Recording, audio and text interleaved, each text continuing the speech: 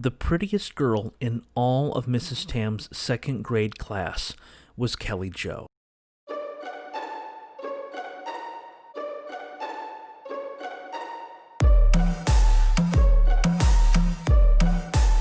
Kelly and I went to the same yellow-bricked elementary school that was conveniently situated just behind my grandmother's blue house on Ontario Street.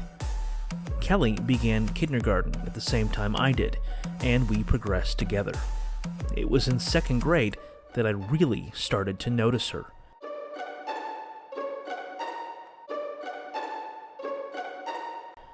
To this day, my mother enjoys telling the story of how I would come home from school and tell her just how pretty the bows in Kelly's hair were that day. I was in love. Well, second grade love. When it came time for us to progress to fourth grade, there were some major changes. First, our beloved yellow-bricked elementary school was closing down, forcing a number of us to switch to other schools in town. Most of us, including Kelly and I, ended up at a recently built school across the river that ran through town.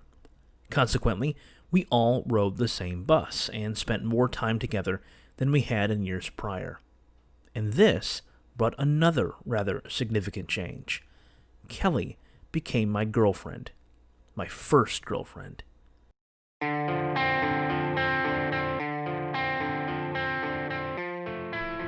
I got to sit next to her on the bus, was invited to her rather exclusive New Kids on the Block themed birthday party, and she even gave me my first kiss.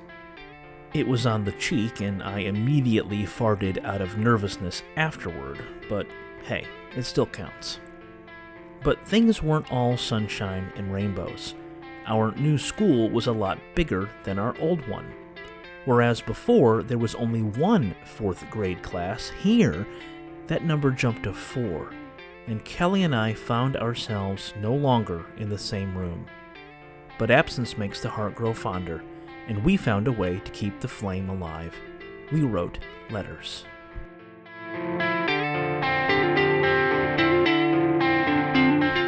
I don't remember how many letters we wrote one another, but I do remember that they were often written front and back, with a dear and a love thrown in, and sometimes with drawn hearts. Mostly, we talked about what was going on in class or what we planned to do later that day. They were exchanged while we waited for the bus to pick us up at the end of the day.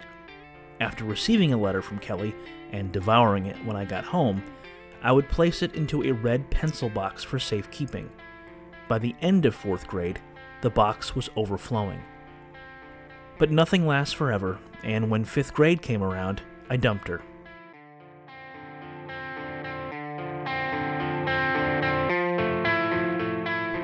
Okay, she dumped me, but it was amicable. Her motivations were pure enough. Her dad had just gotten laid off from the local Miller plant, and she thought she might be moving to a different town. They didn't, but we didn't get back together.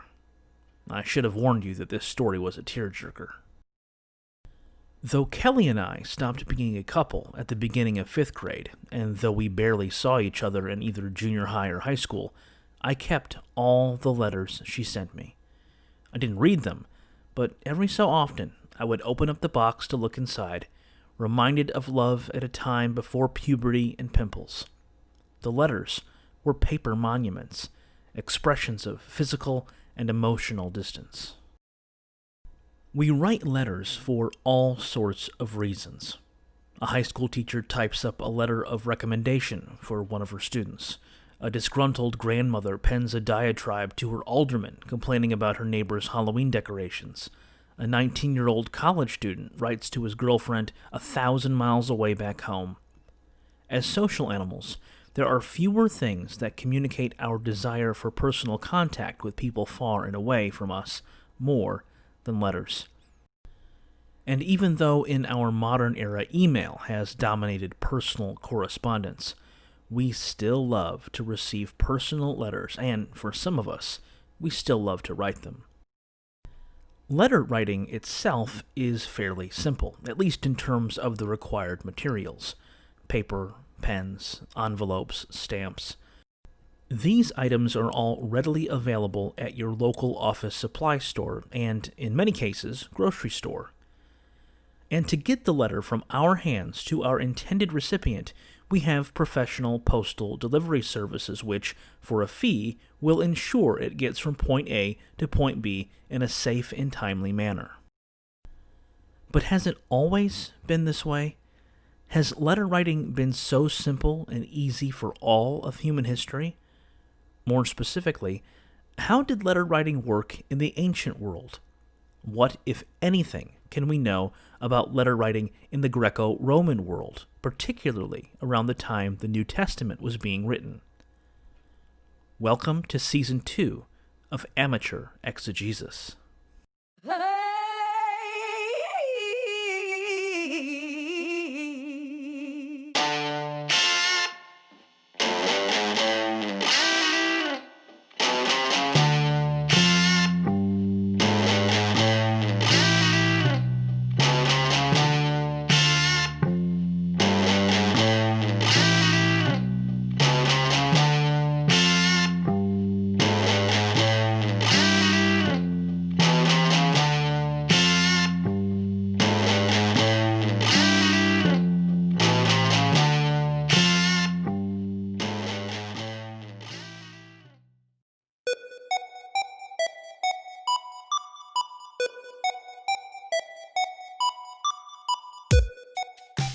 Over 3,300 years ago, following the forging of peaceful relations via treaty between the kingdoms of Egypt and Hatti, the wife of Ramses II, Nephthera, wrote a letter to Puddaheppa, the queen of Hatti.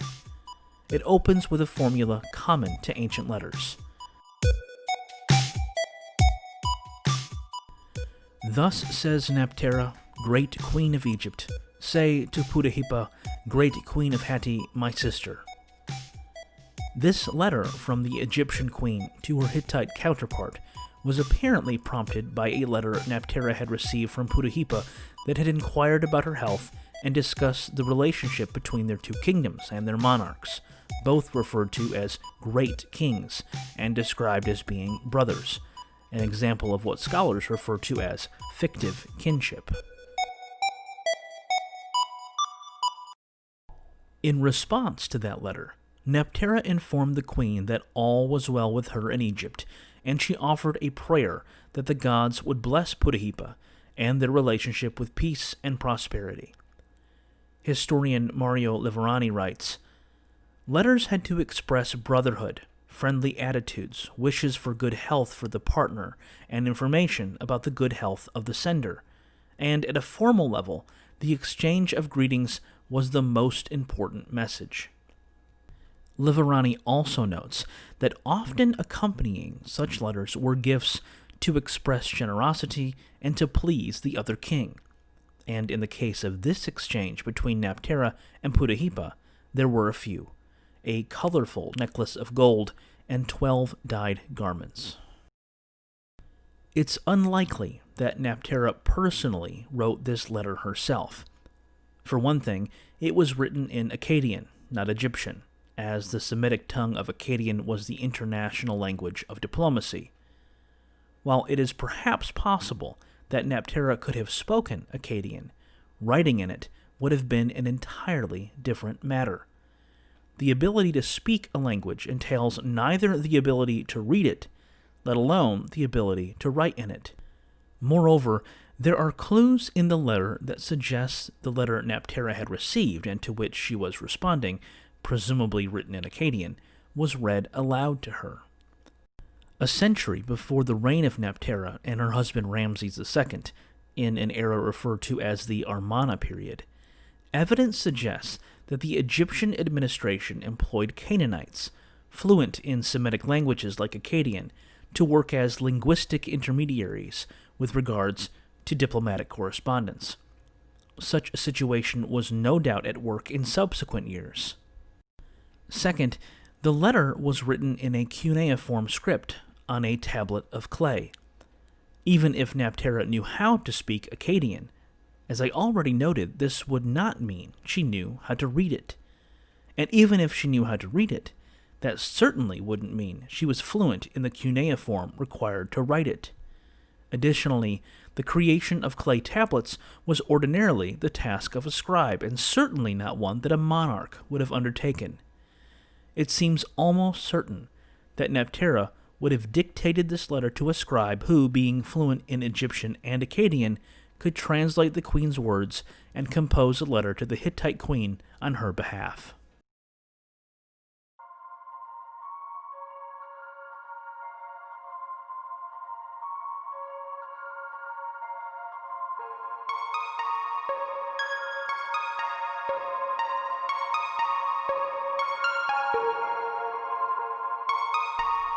Today, writing a letter seems fairly mundane, but this is because of how much we take for granted, particularly in the West.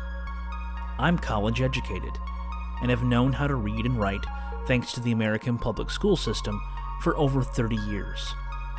Thanks to Kelly and our ill-fated 4th grade romantic relationship, I knew how to write a personal letter, and in 5th grade, I was not only taught how to write a business letter, but I was also assigned a task to write an official letter to a state archive requesting information for a research project.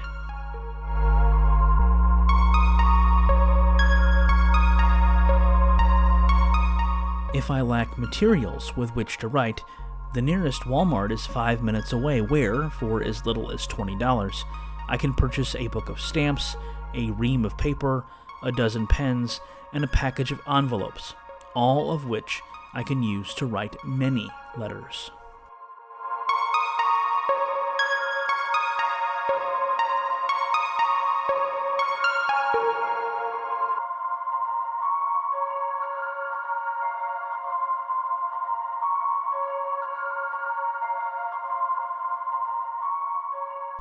And once I finish the letter, I can either hand it to the postal worker who stops by my house nearly every day, or I can take the 10-minute drive to the nearest post office and hand it to a postal worker there. They will turn around and take my letter to the furthest reaches of the country on roads built and maintained by federal, state, and local governments, utilizing money I pay in taxes every year. But while most letters in the ancient world, to quote E. Randolph Richards, function like phone calls, emails, and texts today, things were still often very different. Let's begin with the post office.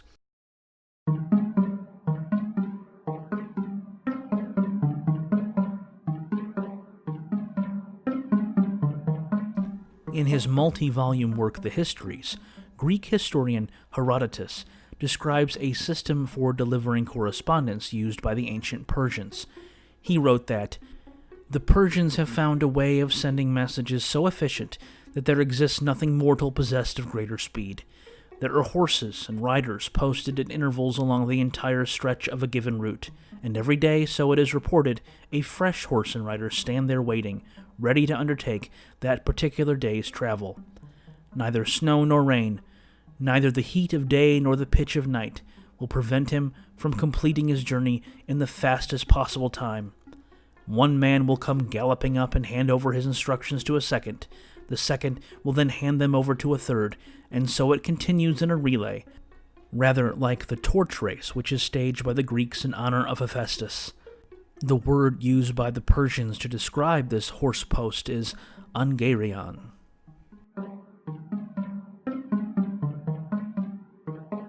Herodotus's description of the tenacity of the messengers, namely that inclement conditions like snow and rain could not prevent them from completing their task, is inscribed on the General Post Office Building of New York City and functions as the unofficial creed of the U.S. Postal Service.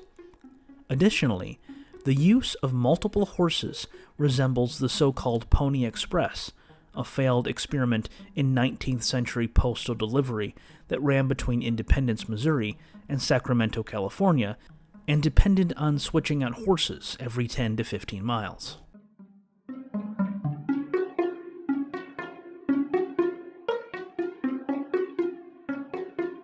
Empires don't last forever, and in the 4th century BCE, the Macedonian king Alexander the Great put an end to Persian dominance. Having become acquainted with their postal system, Alexander adopted something similar. His successors, the Seleucids, Antigonids, and Ptolemies, continued to develop postal systems similar to their forebears, with varying degrees of success. With the dawn of the Roman Empire, under Augustus Caesar came the Cursus Publicus, a system initially based upon the older Persian model, but later became something more akin to the Pony Express, in which there was a single messenger equipped with a cart who would get a fresh horse at stations along his route. This delivery system, Hans Josef Clark notes, had an advantage over other versions. The courier could supplement the letter with oral information. These systems more or less guaranteed delivery of royal and government correspondence. But what about regular people? Unfortunately, there were no postal services available for civilians. Instead, letter writers depended on either the kindness of strangers, like a traveling merchant who would be headed to whatever town to which you happened to need to send a letter, or a personal slave, or they could pay someone. In other words, unless you personally delivered the letter, there was virtually nothing to guarantee your letter would get to where it needed to be.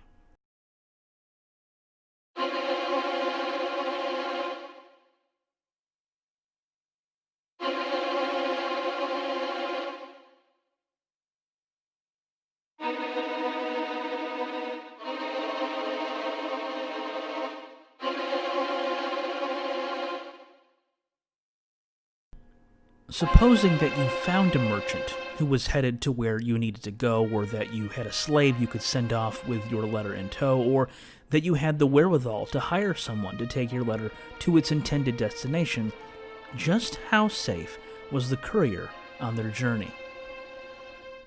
Writing towards the end of the 1st and beginning of the 2nd century CE, the Greek philosopher Plutarch tells the story of the wagon rollers.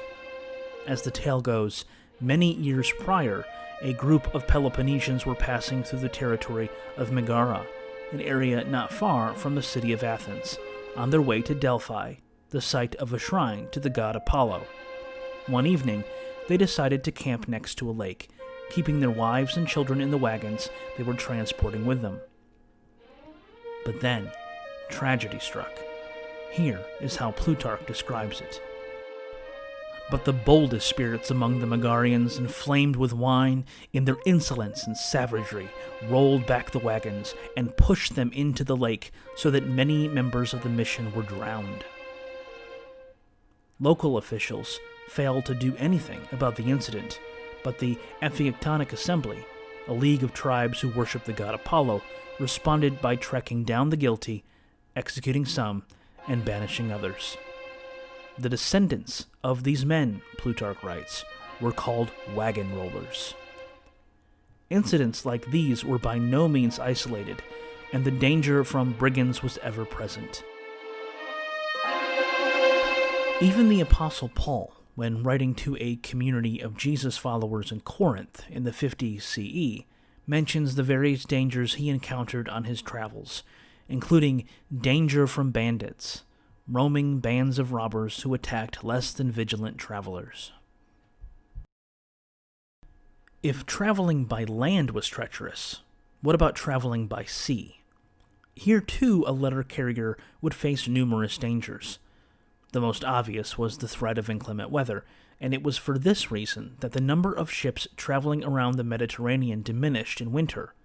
But during the summer months, in addition to dangers from weather, there was also danger from pirates. The eastern Mediterranean has been plagued by piracy since the first dawn of history, writes historian Janus Gabbert. In some periods, a strong sea power was able to control the sea routes and reduce piracy to a minimum. At other times, piracy was unchecked.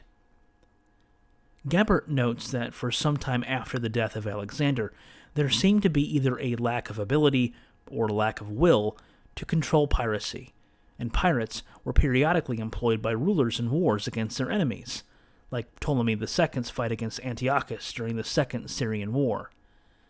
In the 1st century BCE, Cilicia, a region in what is now modern Turkey, not only experienced a reduced status thanks to an invasion by a foreign king, but it also suffered from frequent attacks from pirates, who went on a plundering spree up and down its coasts.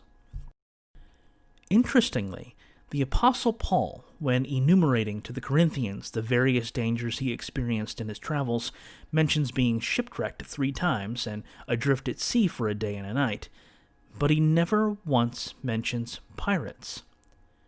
When reading about Paul's journeys, writes historian Justo Gonzalez, we see that the great threat to shipping at the time was bad weather. A few decades earlier, an encounter with pirates was much more to be feared than any storm.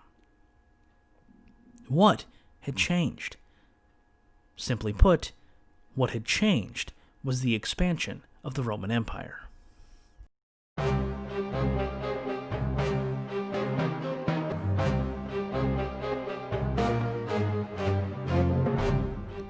As the empire began to expand, its interest in maintaining safe and secure routes of transportation increased. To that end, the Roman military had done 2 things: built a massive fleet of ships and created a system of paved roads for land travel. One of the primary reasons for this was the immensity of the city of Rome itself. During the reign of Augustus, the population of Rome reached about 1 million people, a large city by modern standards, but most certainly enormous by ancient ones.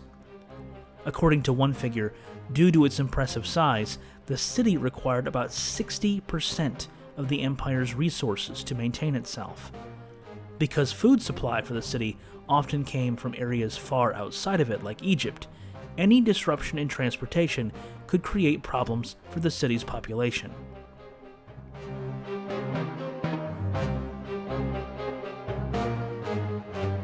It was the Roman military's task to make sure that didn't happen. For the region of Cilicia, the arrival of the Roman general Pompey in 67 BCE meant the demise of piracy along its coast. The Roman peace and suppression of piracy, writes historian of early Christianity Everett Ferguson, gave greater safety to sea travel. Land travel also benefited since, as I just mentioned, Rome created a system of paved roads upon which its military could march and merchants could travel. 2 of these roads, portions of which are still in existence today, are very famous: the Via Appia and the Via Egnatia.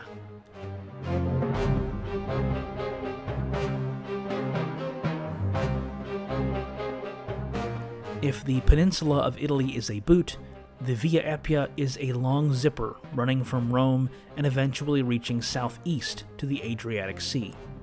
It was considered by many to be Rome's oldest road. The Via Egnatia ran from Greece across Macedonia through cities like Thessalonica and Philippi and eventually reached Byzantium.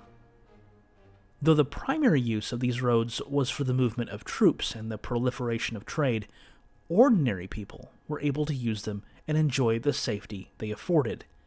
There were still bandits and brigands with which to contend, but the Roman military could serve as a kind of police force to help limit their influence. What of the process of writing the letter itself?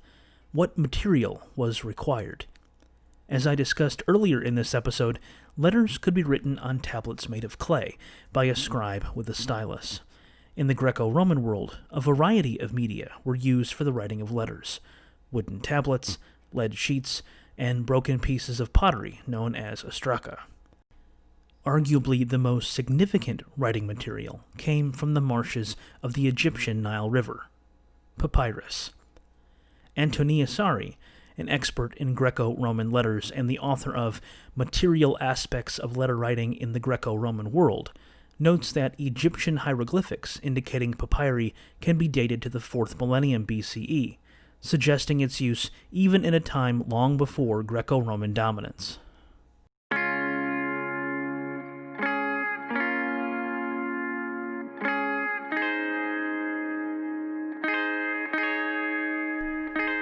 The creation of papyrus sheets was simple enough. First, the outside of a papyrus stem was stripped down until the soft center of the plant, sometimes referred to as the biblos, was reached. The biblos was then stripped, and those strips were laid next to one another vertically for a few inches until it reached the desired height. Then more strips were placed on top of them horizontally, after which the strips were hammered, effectively gluing them together.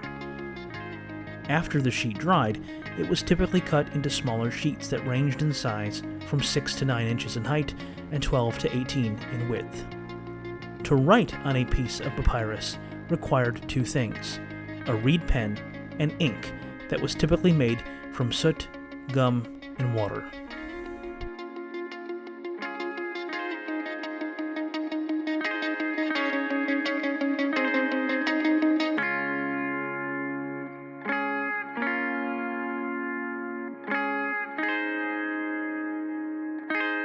How much did all of this cost? That question is actually not easy to answer.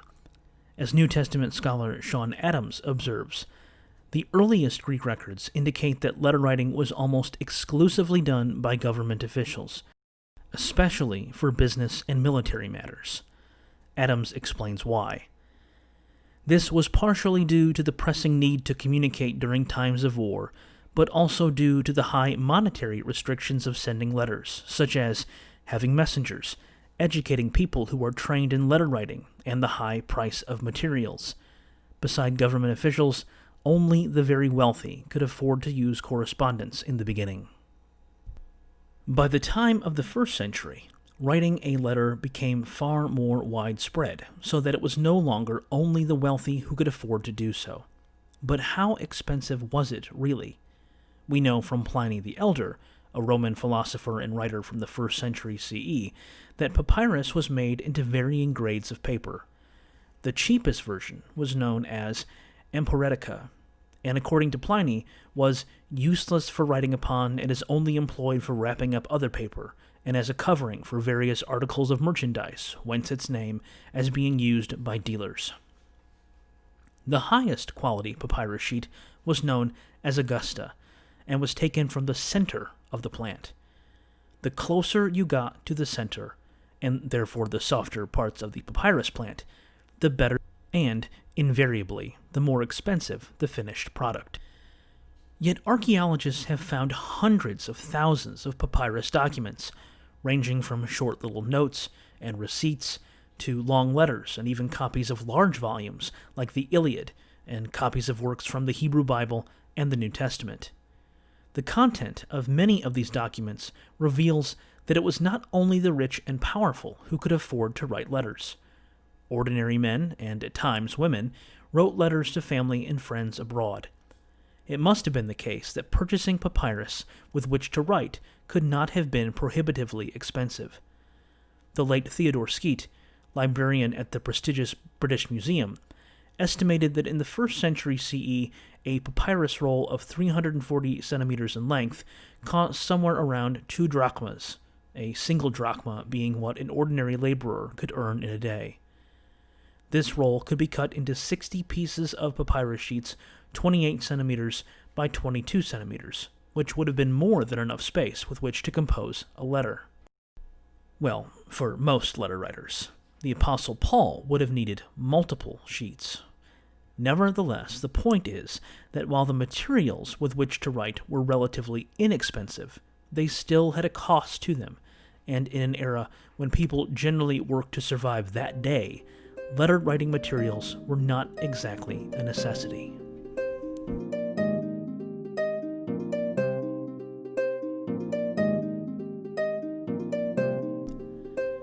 When writing a letter today, we are familiar with a basic format that has been used for some time. An opening salutation, often with a "Dear So-and-so," or for more formal letters, "To whom it may concern." A letter body that contains the bulk of what we intend to convey to our audience, and a closing, which may include the word love or sincerely, followed by our name. This pattern holds true even for emails, which in the 21st century have become more and more like official business letters than ever before. For the vast majority of us, this basic format for a letter is learned in school, and in the West, education is both free and compulsory, so that virtually everyone will at some point in their lives learn how to compose a letter. Whether they retained this knowledge or not is an entirely different matter.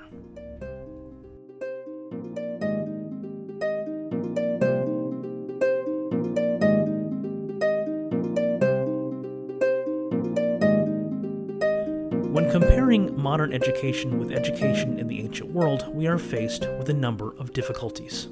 Consider early Roman history.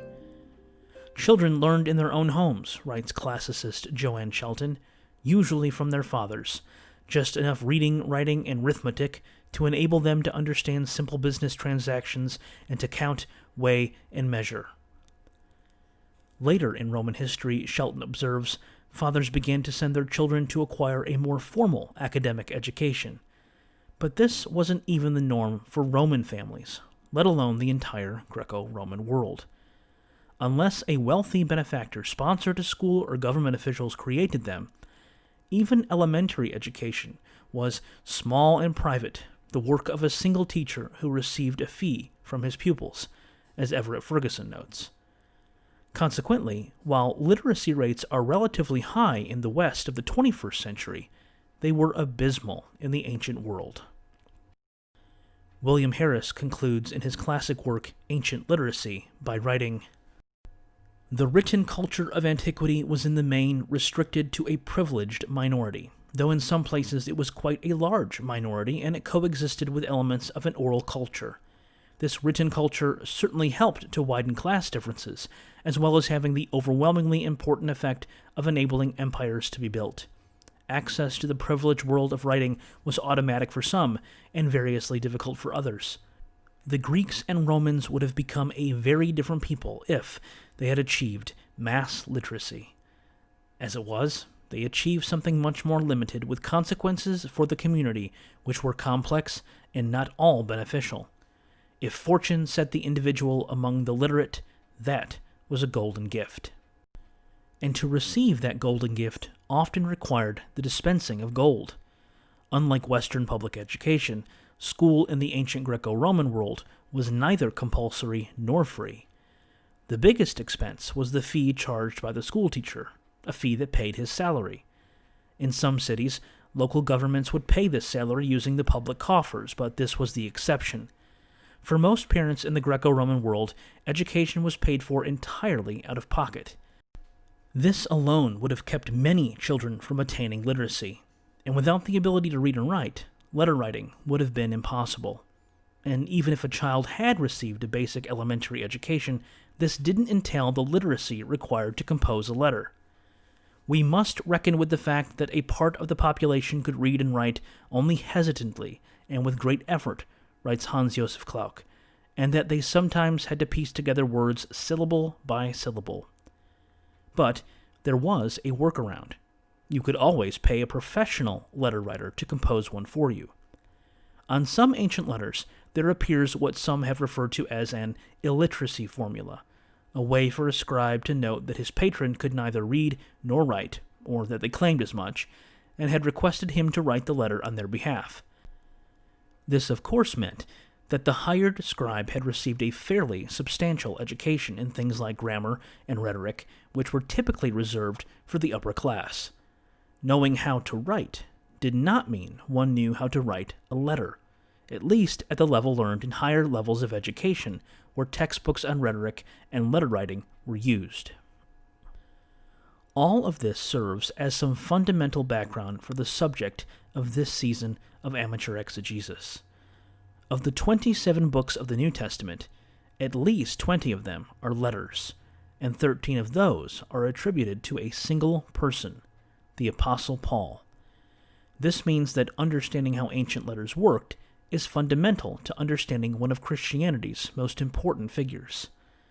We will be exploring what scholars believe to be the earliest extant piece of Christian literature, the first letter by Paul to the Thessalonians. In the next 9 episodes, we will consider things like the history of Thessalonica, the life of Paul, Pauline eschatology, questions of interpolation, and more. 9 more episodes will appear in your feed over the next few months on Thursdays, while on the Tuesday following the episode will appear on YouTube, and a copy of the script, complete with citations, will appear on my website, amateurexegete.com. So, I hope you join me for the next few weeks exploring this letter from Paul to a small group of believers in Thessalonica, trying to understand it in its historical context, and performing some amateur exegesis.